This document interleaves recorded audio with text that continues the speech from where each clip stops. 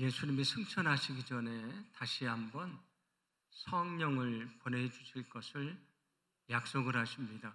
그 약속을 믿고 제자들과 함께 120여 명의 성도들이 한 곳에 모여서 열심히 기도를 합니다. 그리고 10일이 지났을 때에 그들에게 성령 임하는 역사가 있었습니다. 원래 그 날은 유대인들에게는 오순절이었는데 우리 그리스도인들에게는 그날이 성령 강림절이 됐습니다. 오늘이 바로 그 성령 강림절이 되는 날입니다. 예수님께서 제자들에게 나는 이제 하나님 곁으로 갈 것이다 말씀을 합니다. 그러면서 이런 약속을 들려주셨는데 요한복음 14장 16절입니다. 제가 읽어드립니다. 내가 아버지께 구하겠으니 그가 또 다른 보혜사를 너희에게 주사 영원토록 너희와 함께 있게 하리니라고 말씀을 합니다. 여기 보혜사라는 것은 한자인데 보호하시고 은혜를 베푸시고 가르치시는 분이라는 뜻입니다. 히라버로는 파라클레토스인데 어떤 뜻이냐면 우리를 돕기 위해서 우리 곁에 보냄을 받은 자라는 뜻이 있습니다. 그러니까 보혜사는 우리 곁에서 우리를 도우시는 분을 말합니다. 자, 지금까지 제자들 곁에서 제자들을 도와주시고 그들에게 은혜를 주시고 가르쳐 주신 보혜사가 누구였습니까? 예수님이었습니다. 그런데 예수님께서 하나님 곁으로 가시면 이제 보혜사가 없어지는 것이지 않습니까? 그때 예수님께서 너희는 걱정하지 말아라. 내가 너희의 보혜사였는데 내가 하나님 곁으로 가도 다른 보혜사를 보내줘서 여전히 너희와 함께 줄 것이라고 약속을 하십니다. 여기 다른 보혜사가 누구를 말합니까? 성령을 말하는 것입니다. 그래서 성령을 보내셔서 영원히 함께 하실 것을 약속해 주십니다.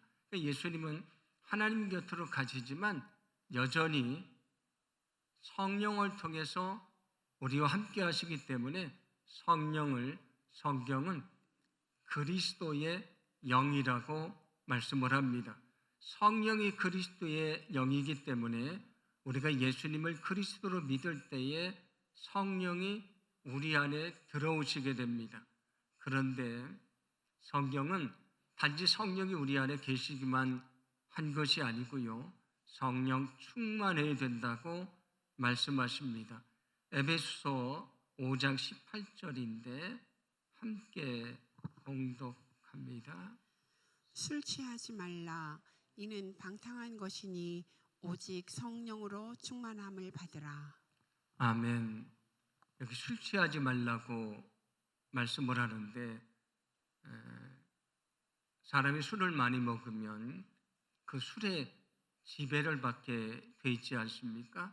그런 것처럼 성령 충만한 것은 무엇을 말하는가? 성령의 지배를 받는 것을 말합니다.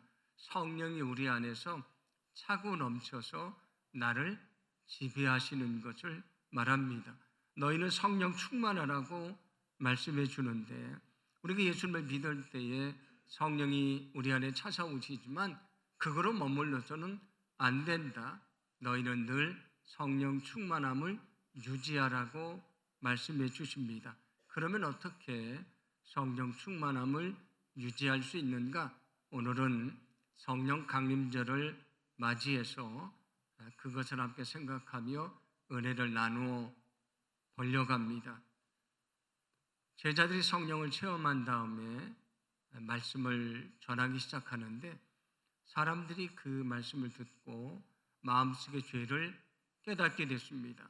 그래서 그 제자들에게 뭐라고 말하냐면 그러면 우리가 어떻게 해야 되겠습니까? 라고 말합니다. 그때 베드로가 들려줬던 말씀인데 오늘 38절입니다. 오늘 매우 중요한 말씀인데 제가 다시 읽어드립니다. 베드로가 이르되 너희가 회개하여 각각 예수 그리스도의 이름으로 세례를 받고 죄 사함을 받으라. 그리하면 성령의 선물을 받으리니 그렇게 말합니다. 여기 성령의 선물을 받으리라 말씀을 하는데 여러분이 가지고 계신 성경을 보시면 이 성령의 선물 앞에 이렇게 숫자가 써 있고 가로로 아마 되어 있을 것입니다. 그리고 아래에 보시면 거기 주석이 달려 있습니다. 뭐라고 되어 있습니까? 또는 성령을 선물로 받으리라 되어 있다. 그렇게 말씀하지 않습니까? 그러니까 오늘 이 말씀은 한 절 말씀이지만 우리가 어떻게 성령을 받게 되는지, 우리가 어떻게 성령 충만하게 되는지를 잘 설명해 주는 말씀입니다. 먼저 우리의 죄를 진실하게 회개하고 예수님을 그리스도로 믿으라고 말합니다. 그러면 너희가 죄 사함을 받게 될 것이고 그리고 너희가 성령을 받게 될 것이다 말씀해 주십니다. 우리가 어떻게 성령 충만할 수 있는지를 말씀해 주시는데 그 첫 번째가 뭐냐면 회개하는 것입니다. 회개해야 너희가 죄 사함을 받게 된다. 너희가 정결하게 될 것이다. 그래야만 성령이 너희 안에 들어오셔서 너희 안에 충만케 될 것이라고 말씀해 주시는 것입니다. 왜 그렇습니까? 성령은 말 그대로 거룩한 영이지 않습니까? 이 거룩한 영이니까 더러운 곳에는 계실 수가 없는 것입니다. 더러운 그릇에는 사람들이 먹을 것을 담지 않습니다. 더러우니까 담을 수가 없는 것입니다. 그러면 어떻게 합니까? 더러운 그릇을 깨끗하게 씻은 다음에 거기다가 먹을 음식을 담습니다. 마찬가지로 우리 안에 죄악이 가득 차 있으면 여기 성령이 들어오실 수가 없는 것입니다. 우리가 거룩하고 정결해야 성령이 들어오십니다. 우리를 거룩하게 하는 것, 우리를 정결하게 하는 것은 회개이지 않습니까? 회개할 때에 정결하게 되고 정결할 때에 성령이 들어오십니다. 그래서 충만하게 되는 것인데 중요한 것은 만약에 고무풍선에 바람을 불어놨습니다. 그래서 그냥 놔두면 어느 정도는 그 모습이 유지가 되지만 시간이 지나면 어떻게 됩니까? 고무풍선에 바람이 조금씩 빠져서 나중엔 아주 작아지지 않습니까? 마찬가지로 성령이 충만해졌지만 우리가 가만히 있으면 그 성령 충만함을 유지할 수가 없는 것입니다. 다시 우리가 죄악으로 더럽혀지면 성령이 계실 수가 없는 것입니다. 그래서 에스겔서 말씀을 보시면 성전에서 우상을 숭배하고요. 거기 예배하는 백성들이 죄에 빠져 있습니다. 그래서 어떻게 하시냐면 거룩한 성령이 하나님의 영이 그 성전에서 동쪽 문을 통해서 떠나시는 것을 말씀해 주십니다. 성전에서 성령이 떠나십니다. 성전이 어떤 것입니까? 하나님의 집이지 않습니까? 하나님의 영이 떠납니다. 왜냐하면 거룩한 영이 계실 수가 없었기 때문입니다. 그런데 성경은 뭐라고 말씀합니까? 너희 안에 성령이 계시니 너희는 하나님의 성전이라고 말씀을 하고요. 성령을 모시고 있으니 너희는 성령의 전이라고 말씀을 합니다.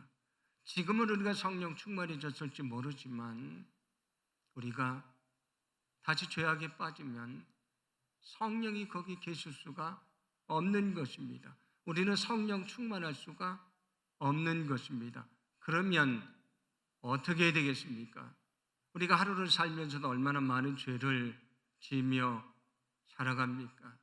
우리에게 필요한 것은 우리를 늘 정결하게 하는 것입니다. 우리를 정결하게 하는 것은 회개지 않습니까? 날마다 회개의 자리로 나아가야 우리가 정결해지고요. 그래야만 우리가 성령 충만할 수 있다는 것을 믿으시기를 바랍니다. 그러므로 성령 충만을 유지하기 필요한 것은 날마다 진실하게 회개하는 것입니다. 여러분 날마다 회개 자리로 나아가게 되기를 간절히 소망합니다. 제가 여러 번 말씀드렸습니다마는 하루를 살면서 우리의 옷이 더러워지면 우리가 그 더러운 옷으로 잠자리에 그냥 들지를 않습니다. 옷이 더러우니까 벗고 깨끗한 옷을 입고 잠자리에 들어가지 않습니까? 우리의 몸이 더러워졌는데 그냥 잠자리에 들어가지 않습니다. 자기의 몸을 씻고 잠자리에 들어갑니다. 하루를 살면서 마음으로 지은 죄, 입술로 지은 죄, 행동으로 지은 죄가 얼마나 많습니까? 우리의 몸이 더러워졌다고 씻을 줄 알고요. 옷이 더러워졌다고 벗을 줄 아는데 영혼이 더러워졌는데 아무렇지도 않게 잠자리에 든다는 것은 있을 수가 없는 것입니다. 그래서 여러분에게 무엇을 부탁드렸습니까? 여러분이 잠자리에 들기 전 그 시간이 여러분을 정결하게 하는 기도의 시간이 되게 해달라고 말씀을 드렸습니다. 우리가 그 자리에 엎드려서 하루를 되돌아보고 우리가 진심으로 회개하고 정결해질 때에 다시 성령 충만함을 잊게 되고요. 새롭게 다가오는 새로운 하루를 우리는 믿음으로 살 수가 있는 것입니다. 그래서 오늘 성경은 거룩한 영은 죄악이 있는 곳에 계실 수가 없습니다. 어떻게 성령 충만을 유지할 수 있는가? 날마다 회개의 자리로 나갈 때에 성령 충만할 수 있는 것입니다. 그러므로 소망하기는 저와 여러분이 날마다 회개의 자리로 나아가게 되기를 간절히 소망합니다. 우리가 회개할 때에 나를 정결하게 하시고요. 정결한 나에게 성령 충만함을 허락해 주실 줄로 믿습니다. 오늘도 38절 말씀을 보시면 여기 예수 그리스도의 이름으로 세례를 받으라고 말씀을 합니다. 예수님을 지칭할 때에 예수 그리스도라고 말씀을 하는데 이 예수 그리스도라는 이름 속에는 신앙 고백이 담겨져 있습니다. 예수님이 그리스도시다 그런 얘기가 됩니다. 베드로의 위대한 신앙 고백이 있지 않습니까? 어떤 고백입니까? 주는 그리스도시요 살아계신 하나님의 아들이십니다. 그런 고백이지 않습니까? 그 고백을 하고 예수님에게 그가 큰 칭찬을 얻게 됩니다. 예수님이 그리스도시다라는 말인데 그리스도는 히라보로 기름 부음을 받은 자라는 뜻이고요. 그거와 똑같은 히브리어가 있는데 우리가 잘 알고 있는 메시아란 단어입니다. 그러니까 예수님이 그리스도시다라는 말은 예수님이 구약에 예언된 세상을 구원할 메시아라는 고백입니다. 우리가 예수님을 그리스도로 믿을 때에 오늘 말씀을 보시면 우리가 성령을 받게 된다고 말씀을 하지 않습니까? 언제 우리가 성령 충만함을 얻을 수 있는가? 예수님을 그리스도로 믿을 때에 성령 충만함을 얻게 되는 것입니다. 그래서 예수님도 믿음을 통해 성령 충만해진다고 말씀해 주십니다. 요한복음 7장 38절 39절인데 함께 봉독합니다. 나를 믿는 자는 성경의 이름과 같이 그 배에서 생수의 강이 흘러나오리라 하시니 이는 그를 믿는 자들이 받을 성령을 가리켜 말씀하신 것이라. 아멘. 배에서 생수의 강이 넘쳐 흐르는 것처럼 성령이 넘쳐 흐른다고 말씀을 합니다. 그런데 누구에게 그렇게 성령이 넘쳐 흐릅니까? 성령 충만해집니까? 나를 믿는 자는 이라고 말씀을 합니다. 우리가 예수님을 믿을 때에 성령 충만해진다고 말씀해 줍니다. 그러므로 우리가 어떻게 성령 충만함을 유지할 수 있습니까?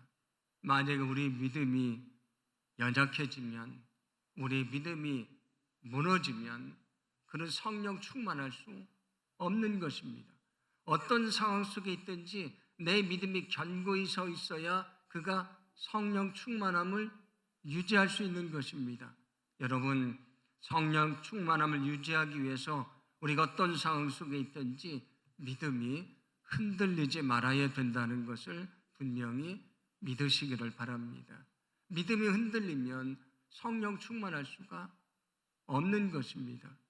우리가 인생을 살아가는데 늘 좋은 일만 있는 것이 아니지 않습니까? 여러 가지 힘든 인생의 어려운 시간이 찾아옵니다. 그러면 어떻습니까? 우리는 믿음이 흔들리고요. 믿음이 연약해집니다. 겉으로 보기에 아주 믿음이 좋아 보였는데 고난이 찾아왔다고 믿음이 흔들리고 무너지는 사람들이 많습니다. 왜냐하면 그가 성령 충만하지 않았기 때문입니다. 성령 충만해야 믿음을 지킬 수 있는 것이고요. 믿음을 가지고 견고히 서 있어야 성령 충만할 수 있는 것입니다. 오늘 여러분이 성령 강림절을 맞이해서 하나님 앞에 기도할 때에 하나님, 내게 흔들리지 않는 믿음을 주소서, 나에게 굳센 믿음을 주소서, 내 마음을 흔들고 내 삶의 기반을 흔드는 어떤 고난이 찾아와도 흔들리지 않는 믿음을 주소서. 여러분 그렇게 기도하기를 간절히 소망합니다. 우리가 그 믿음을 가질 때에 성령 충만할 수 있고요. 성령 충만할 때에 그 믿음을 가지고 내게 다가오는 인생의 어려움들을 이겨내고요. 우리는 믿음 안에 승리하게 될 줄로 믿습니다. 예수님이 승천하실 때에 성령을 보내주신다고 약속을 하니까 그때 성도들이 어떻게 했다고 말씀을 합니까? 오로지 기도했다고 말씀을 합니다. 그 말은 어떤 뜻이냐면 그들이 간절히 쉬지 않고 계속해서 기도했다라는 얘기입니다. 그렇게 기도하기를 하루가 지나고 이틀이 지나고 3일이 지나고 10일이 지났을 때에 성령이 임하게 됐습니다. 성경은 우리가 어떻게 성령 충만해지는지를 말씀해 주는데 누가복음 11장 13절입니다. 제가 읽어드립니다. 너희가 악할지라도 좋은 것을 자식에게 줄 줄 알거든 하물며 너희 하늘 아버지께서 구하는 자에게 성령을 주시지 않겠느냐 하시니라 말씀을 합니다. 악한 사람도 자기 자식에게는 좋은 것을 주지 않습니까? 그런데 좋으신 하나님이 우리가 성령을 달라고 기도하는데 왜 성령을 주시지 않겠느냐라고 말씀하십니다. 누구에게 성령을 주신다는 것입니까? 기도할 때에 성령을 주십니다. 오늘 말씀을 통해 우리가 어떻게 성령 충만함을 유지할 수 있는지를 알게 됩니다. 기도할 때에 성령 충만함을 우리가 유지할 수 있습니다. 여러분 늘 기도로 살아가기를 간절히 소망합니다. 기도로 살아가야 늘 성령 충만할 수 있는 것입니다. 세상에 어느 누구도 늘 기도하지 않고 성령 충만하게 살 수는 없는 것입니다. 자동차가 운행을 하면 시간이 지나면 어떻게 됩니까? 연료가 떨어집니다. 더 이상 갈 수가 없습니다. 그러면 연료를 다시 채워 넣어야 하지 않습니까? 연료를 다시 채워 넣는 것이 바로 기도하는 것입니다. 우리가 기도할 때에 성령의 능력을 얻게 된다는 것입니다. 그러니까 우리가 또 고백을 합니다. 기도는 무엇과 같습니까? 호흡과도 같은 것입니다. 우리는 일생 동안 한 번만 호흡하는 것이 아닙니다.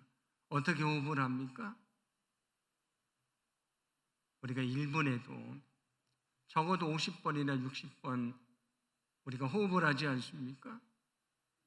우리가 호흡을 멈추면 죽습니다. 길지도 않습니다. 5분만 숨을 쉬지 않으면 사람은 죽습니다. 계속해서 숨을 쉬어야 살 수 있지 않습니까? 영적인 호흡인 기도를 멈추면 우리는 죽게 되어 있습니다. 그래서 성경은 너희는 항상 기도해라. 너희는 쉬지 말고 기도해라. 너희는 계속해서 기도하라고 말씀을 합니다. 숨을 쉬는 것처럼 늘 기도해야 성령 충만할 수 있다는 말씀이 됩니다. 여러분, 우리 일상이 바쁘지만 늘 기도의 자리에 엎드리고요. 여러분 기도로 살아가게 되기를 간절히 원합니다. 기도하지 않으면 그 누구도 성령 충만을 유지할 수가 없고요. 그는 아무 능력이 없는 신앙인이 되고 마는 것입니다. 여러분 기도하기를 원합니다. 이 성전에 달려와서 여러분 기도하시고 여러분의 가정에서 엎드려 기도하시고 여러분의 직장이 여러분이 서 있는 그것이 기도의 자리가 되기를 간절히 원합니다. 우리가 정말 기도할 때에 성령 충만함을 유지하며 살게 될 줄로 믿습니다. 또 중요한 것이 있는데 사도행전 10장을 보시면 베드로가 로마의 백부장인 고넬료의 집에 가서 말씀을 전하는 이야기가 나옵니다. 사도행전 10장 44절인데 함께 봉독합니다. 베드로가 이런 말을 하고 있을 때에 그 말을 듣는 모든 사람에게 성령이 내리셨다. 아멘. 베드로가 하나님의 말씀을 전할 때에 말씀을 듣는 사람들이 성령 충만하게 됐다고 말씀을 합니다. 마가의 다락방에 모여서 기도할 때에 성령 충만했던 것처럼 말씀을 들을 때 성령 충만해졌습니다. 왜 말씀을 들을 때에 성령 충만해지는 것인가? 디모데후서 3장 16절을 보시면 이런 말씀이 나옵니다. 제가 읽어드립니다. 모든 성경은 하나님의 감동으로 된 것으로 교훈과 책망과 바르게 함과 의로 교육하기에 유익하니라고 말합니다. 이 성경 말씀에 대해서 뭐라고 말하냐면 하나님의 감동으로 됐다고 말합니다. 근데 하나님의 감동이라는 것은 무슨 뜻이냐면 하나님의 숨결로 하나님의 호흡으로 그런 뜻입니다. 여러분 하나님의 호흡, 하나님의 숨이 무엇입니까? 그게 바로 성령을 말합니다. 히브리어로 루하라고 말하고 히라보로 푸뉴마라고 말하는데 그것은 숨, 호흡, 공기 그런 의미가 있습니다. 하나님의 호흡은 성령을 말합니다. 그래서 하나님의 세상을 만드실 때에 아담을 흙으로 만드시고 그 코에 하나님의 무엇을 불어넣습니까? 생기, 하나님의 호흡을 불어넣으니 그가 생명이 됐다고 말씀을 하십니다. 하나님의 호흡을 말하는 것입니다. 성령을 말하는 것입니다. 이 성경이 어떻게 기록됐는가?